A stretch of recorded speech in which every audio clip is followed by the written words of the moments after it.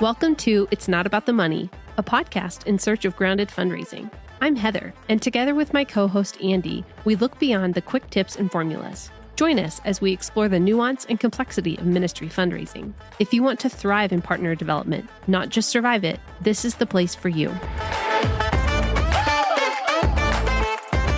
Hey there, and welcome back to the podcast. This is Heather, and Andy won't be joining us today because his schedule is full working with individuals like yourself that are preparing to launch into their support-based work.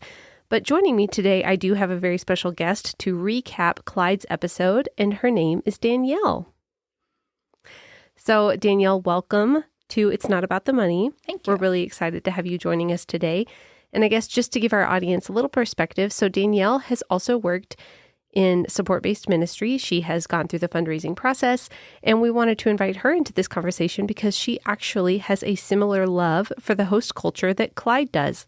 So we thought from her own experiences and convictions around holding others as image bearers, as well as her common love for the place that Clyde calls his home now, we asked Danielle to join us. So Danielle, what else would you like our listeners to know?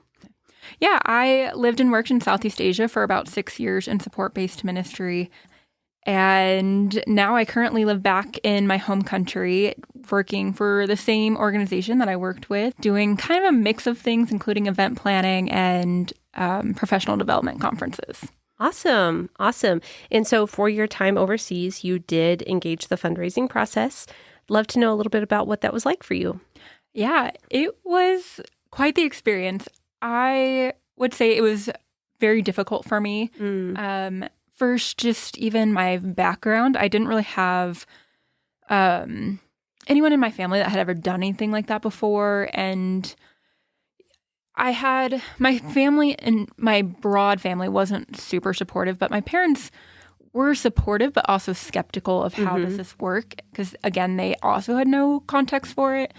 But in that process, like learning about it and hearing people who've done it for 20 plus years even, I also gained so many friendships and community through support raising, as well as just really amazing stories of how the Father can work. And I had just people I didn't even know, and friends of mine who knew people, and they would reach out to them for me. And those people, never having met me, would be on board and want to support me. And so, yeah, I just saw how the Father can work in so many different ways. And even people who don't necessarily support ministry per se, also just knowing me and loving me and wanting to support the work that I'm passionate about. Very cool. It can definitely be difficult when you launch into support raising, and those that are like in closest proximity and even like, by family don't get it. Yeah, it's definitely something to work through. And it's just also so cool to think about all the unique ways that God provides. Like you said, through people you don't know and through your friends advocating on your behalf. That's really cool. So awesome. Well, thank you for bringing that experience into our conversation today. I guess the first thing we like to dive into is just what stood out from the conversation with Clyde. Yeah, so many things. Just one, the overall concept of bringing dignity to people. And Clyde talked about trying to force a story versus letting the stories kind of come to you, rather than writing the story, looking for the stories that are already there. And yeah, giving those people dignity through how they reflect the image of God. Yeah, just really important to me. And even being in a culture like that myself, seeing how these people reflected God and what I could learn from them versus just what I could teach them. And hopefully it was interaction of both. But yeah, just how they reflect God's image in ways of like hospitality and kindness and graciousness, and how do we present those things to people back home and tell that story rather than the story of their brokenness or how the Father's working through me. And just making it, this is how they reflect the image of the Father and how we can learn from them through that. Yeah, I just really loved that posture. And I think that it was helpful to hear him identify some of the first questions that he asks himself or that he keeps in mind as he's kind of approaching telling a story about his host culture. He asks himself, what do I love about this culture? What gets me excited? What draws on my heartstrings? I loved that he said he shares out of his own experiences, and that he purposefully looks for those stories or those experiences that have brought up joy and hopefulness and excitement, and that's what he wants to draw his partners into. I thought that was really powerful. Yeah, I don't know if it's a direct quote, but he mentioned something along the lines of communicate from and out of the things that bring you joy. Yes. And yeah, I just love that idea. Yeah, and it really strikes me, I think that regarding people with dignity and speaking about them from a place of joy actually requires quite a bit of work on your part in terms of just being aware. When you land in a new culture, everything is new.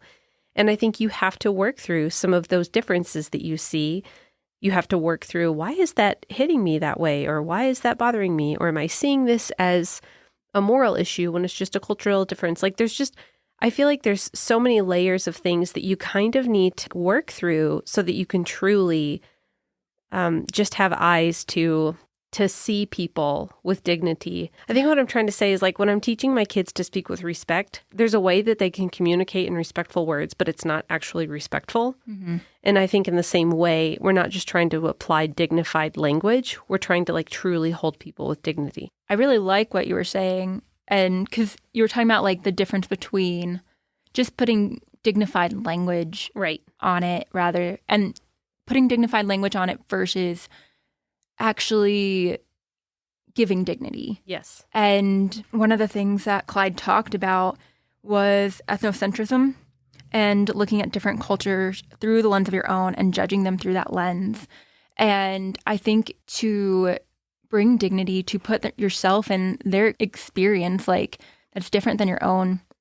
And for example, I remember a moment when I was overseas of when I first got there and I would see families riding around on motorbikes and holding babies and without a helmet. And my first thought was to be like, how could you put your baby on a motorbike and not keep them safe? What are you thinking? And being very judgmental.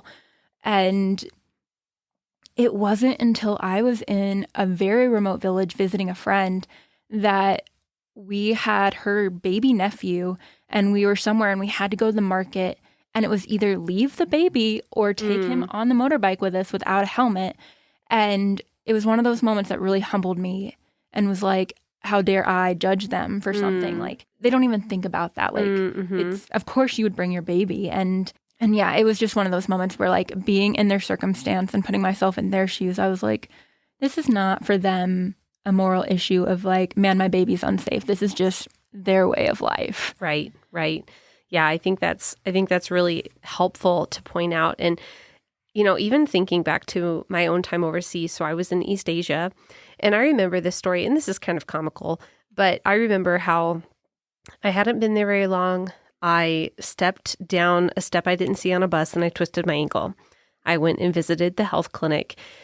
And at the time, I was very new to this culture, so a lot of it just didn't make sense to me. And at the time, they sprayed my foot with some spray, and then they pounded on it. And the way I told that story for a long time was kind of, I don't know if it was a pridefulness, but it was definitely judgment. I was kind of I sprained my ankle, and they sprayed it with spray that looked like hairspray, and then they just banged on it, and I kind of lament the way that I communicated that story, because actually what they did was helpful. And I was recently talking with a coworker that also served in that country, and she was expressing that she also got spray when she hurt herself. And I think that I wish I would have told that story from a place of, even though I didn't understand, and even though I'd never experienced, a sore muscle sprayed with some kind of spray, I wish that I had communicated that didn't frame it in a way that was can you believe this is how they helped me? Because it was outside the bounds of the Western medicine I've experienced, but it did actually help. And I wish I would have carried that story differently. So And I really appreciated that Clyde spoke to that, that he spoke to when he first landed. There were things that he had to kind of work through, how he perceived them, kind of a little bit of ethnocentrism maybe. And I think he said that now when people come to his country, that he encourages everybody to start with the statement that is different, just kind of naming it, acknowledging, and then why is that different? And then from there, just really suspending judgment and entering into a curiosity, I think can really help you see, wow, God's image does come out differently in this culture. And not that every difference has to be some kind of manifestation of a character attribute of God, but some of them are actually. Yeah. I think it goes back to value as well as, and I believe y'all touched on this, the value of time. Mm-hmm. And for American culture, and Western culture, time is very important in being on time. Mm-hmm. But in many cultures, it's more people and community oriented. And being on time isn't necessarily the priority. It's just the relational aspect of that. And I think asking why is this different or how is this different really lets you reflect on what do they value, mm-hmm. and realizing, maybe it's not always a reflection of God's character, but it's not necessarily right or wrong. Like neither way, mm-hmm. to value time or to value relation is just a cultural difference versus a right or wrong. Right. It's not a moral issue. Yeah, absolutely. Something else that we talked about that I would be curious to hear your thoughts on is just kind of that tension that we hold of not shying away from talking about the need and the brokenness that might be there, but also not making that kind of the pivot point of all of your stories, right? Not just speaking to the brokenness of something, but also holding out the beauty and the hope.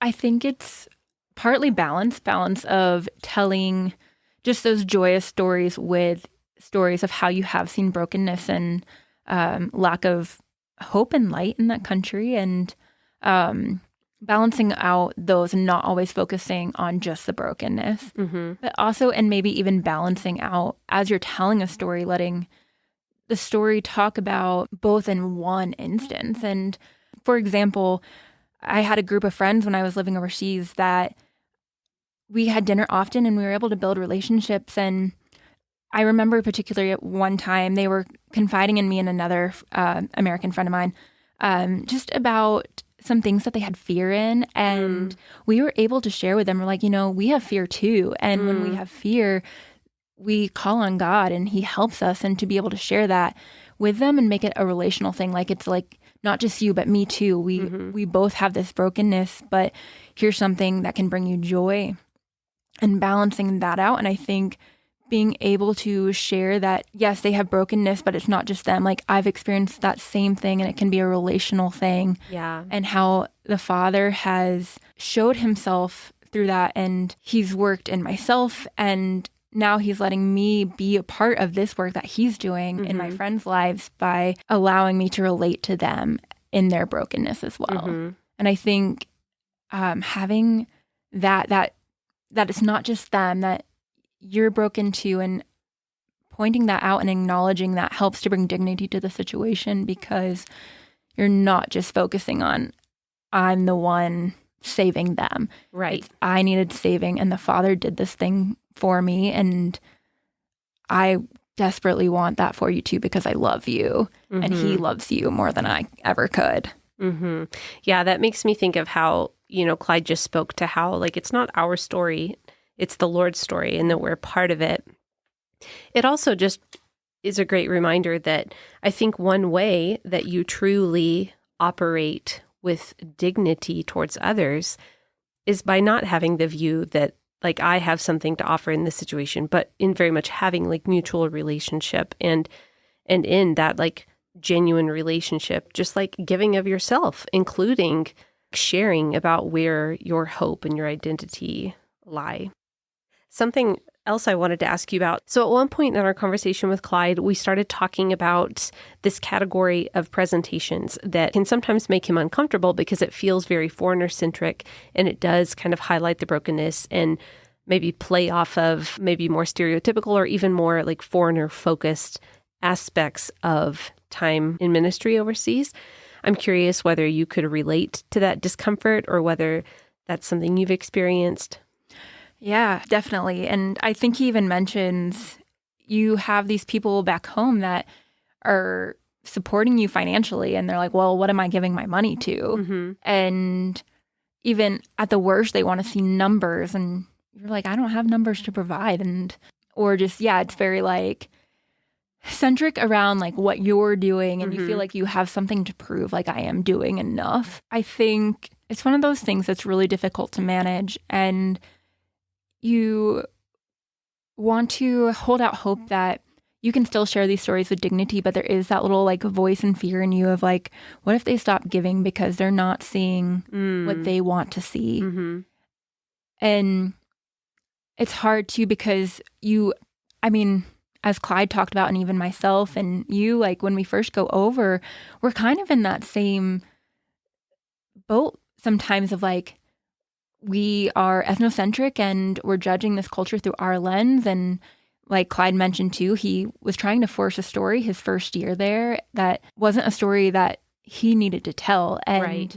I think that comes to trusting God, and God is our provider and not individual people. And that he does use individual people to provide financially for our support-based ministry, but that God is going to provide if he wants us there. Yeah. And that we don't need to, we can hold on to our values of telling stories with dignity, and that we don't need to stray from that just to ensure that we are financially supported. Mm-hmm. And it's an act of faith and an act of trust to tell stories with dignity in maybe a culture that doesn't understand that does want to hear a different story. Or that's been like trained to look for a different story. Exactly. Yeah. And I think it's also another way to, I think it also, once you've been overseas for a while, you do start to feel almost like a reverse ethnocentrism towards your own culture. And yeah, it's like almost like reverse culture shock. Like you're having those same feelings now towards your own home culture, and you have to work through that again. Right. Of like, okay, I'm now judging my own culture through the eyes of the culture that I've been in. Right. And just, okay, well, let me look at these people. They also reflect the image of God. And how do they show his character? How can I look at them and talk about them with dignity? Mm-hmm. And yeah, just I think trusting the Lord, reflecting on that, and realizing like in both directions towards your host culture and your passport culture, that you need to remember that they are people made in the image of God. Yeah. And as well as trust that the Lord will provide financially, and yeah, that you can hold true to your values of telling stories with dignity. Yeah. Yeah. Man, that brings up a couple of thoughts. I guess the first is just the nuance of communicating with your partners. It makes sense that they would desire to see you in your stories, right? So I think that there's a way to tell stories and to highlight how you've been a part of that without making it you-centric or foreigner-centric, but there's definitely some nuance there. The other thing, based on what you just said, is that it's not as though we're saying that to regard others with dignity is to turn a blind eye to the things that are broken or that are actually wrong about the way that a culture operates, the things that are really not good and right about the way that that culture is showing up. Some things are just cultural differences. They're amoral. But there are some things manifest in cultures that are moral and can kind of like be a stronghold throughout the culture, whether it be consumerism or a lack of generosity of heart or of resources. You know, there's all sorts of things that can actually be broken. And I think hopefully this is clear, but it's not to say that those things just have to be that we have to find a way to speak nicely about those things, because we don't. It's more just kind of going back to what you said. Can you trust the Lord with it? And from trusting the Lord with it, you're truly able to engage in talking about it, because you don't have to fix that brokenness. You're just playing the part that the Lord has for you in that story. Yeah, I think that goes back to one of the points Clyde made. One of the differences between when you're talking with dignity is you're living life alongside them, and versus without, it's very I-centric, and here's what the Lord did through me, versus focusing on the brokenness, but what the Lord is doing. And yeah, and like how you get to come alongside that, but it's the Lord is doing the work and you're just getting to be a witness to it, and the privilege that it is to be a part of that, whether you're stateside financially donating or there in the present. Yes, I really loved what he said. Oh gosh, it was towards the end of our conversation. And I know we've already kind of touched on this earlier in the episode, but I just really loved how he articulated that God is always at work. And when he's at work, brokenness can be repaired and lives can be restored. And I just loved that hopeful refrain. One other thing I wanted to make sure that we kind of talked about, something else that really stood out to me that felt important, was just this idea of when it's appropriate to share other people's stories, and just kind of checking our motivation to know, like, why am I sharing this? And what is my motivation in that? I'm curious if you had any thoughts on that.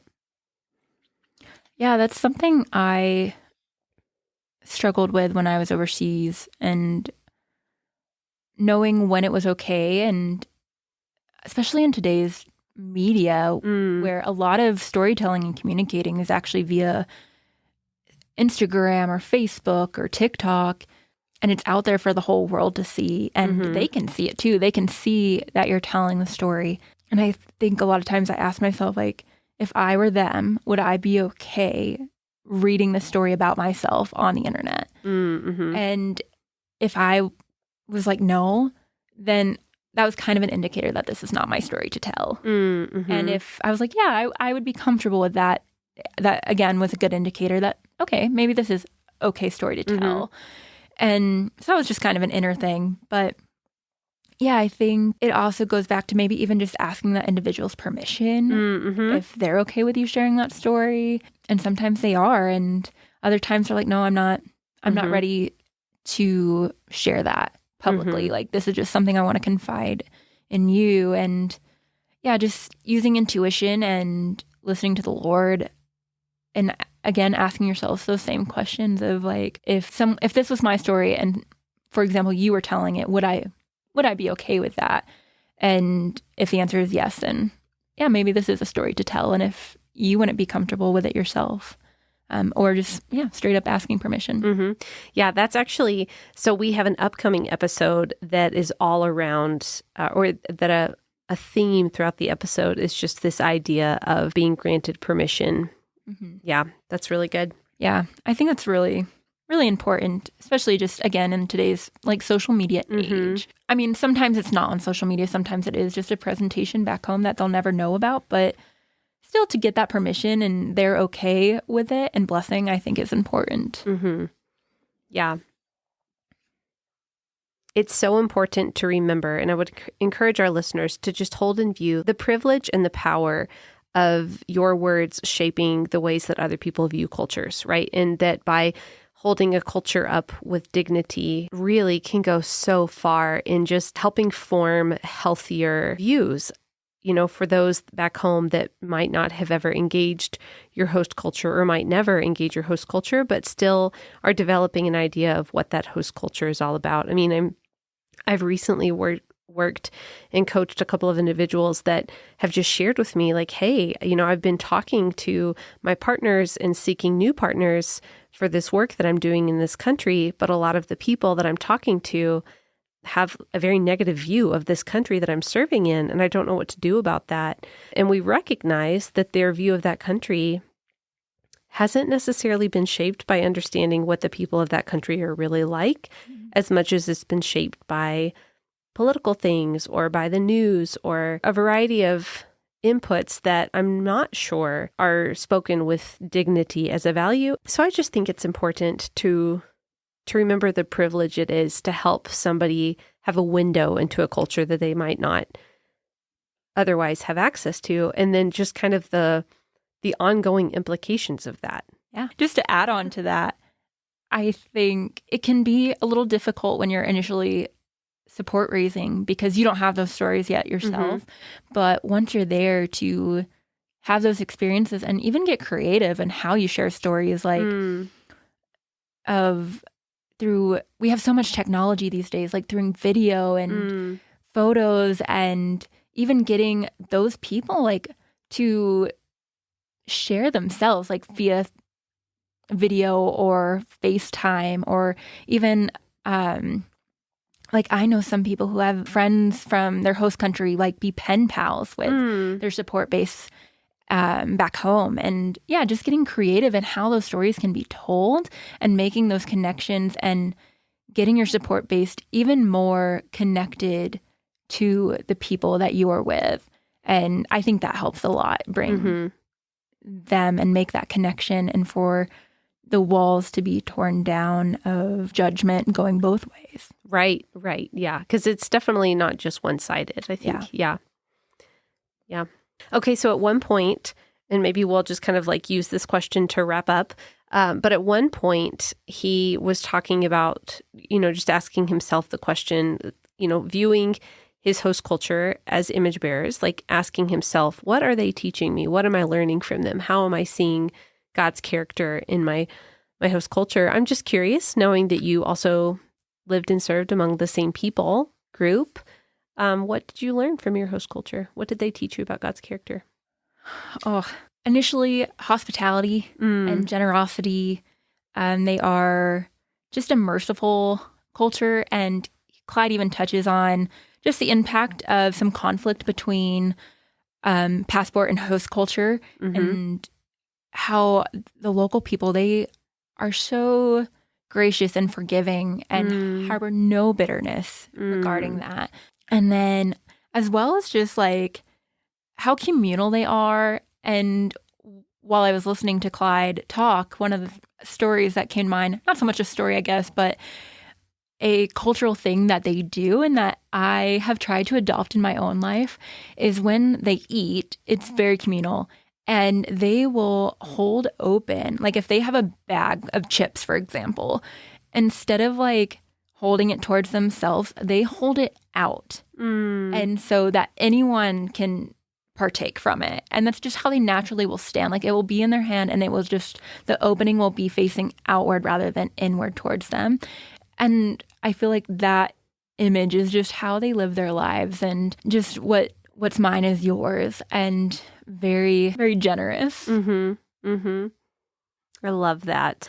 No matter where you are in the world listening to this, I just want to call out that this is a really, in some ways, simple topic and also really complex, right? We come up on real tensions in the cultures that we live and work amongst, whether that be a host culture that we've moved into or our home culture. In focusing so much on communicating with dignity, we're not trying to gloss over the fact that there are some really hard things we have to work through in life and in our cultures. And so I hope that this episode is just encouraging in kind of helping draw out the things you love about the culture that you live, and maybe even giving some space to kind of step back and be curious in areas where there's been a little tension or frustration. But hopefully this episode and the episode with Clyde is helpful to the end of just seeing like, man, God has created us differently. And sometimes those differences can be really powerful pointers to who he is in different ways that he manifests himself through creation. So with that encouragement, Danielle, thank you so much for joining me today. Yeah, thank you for having me. And we'll see you guys next time. It's Not About the Money is presented by Provisio Fundraising Solutions. Provisio equips support-based workers with flexible training, practical resources, and one-on-one coaching. Find out more at provisiofundraising.com.